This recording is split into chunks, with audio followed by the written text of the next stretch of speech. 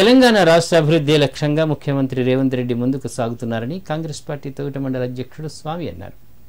రాబోయే రోజుల్లో రాష్ట్ర ప్రభుత్వం మరిన్ని సంక్షేమ పథకాలు తీసుకొచ్చి రాష్ట్ర అభివృద్ధికి కృషి చేస్తుందని ధీమా వ్యక్తం చేశారు. సిద్దిపేట జిల్లా తొగట మండలం చందాపూర్ గ్రామంలో కాంగ్రెస్ పార్టీ జెండాను ఎంపీపీ గాంధారి లతా నరేందర్ రెడ్డితో కలిసి ఆయన ఆవిష్కరించారు. ఈ సందర్భంగా వారు మాట్లాడారు.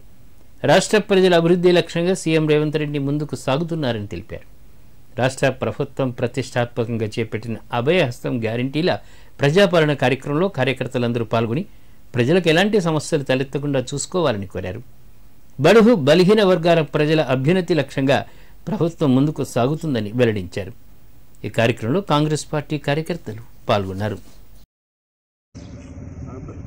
ఈరోజు తొగట మండలం చందాపురం గ్రామంలో కాంగ్రెస్ పార్టీ జెండాను ఆవిష్కరించడం జరిగింది.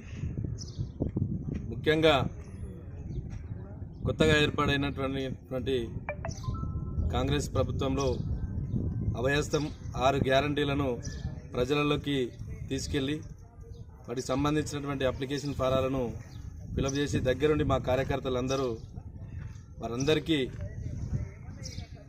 ఆ అప్లికేషన్ ఫారాలు నింపి ప్రజల్లోకి వెళ్ళేలా చూడాలని చెప్పేసి కోరుకోవడం.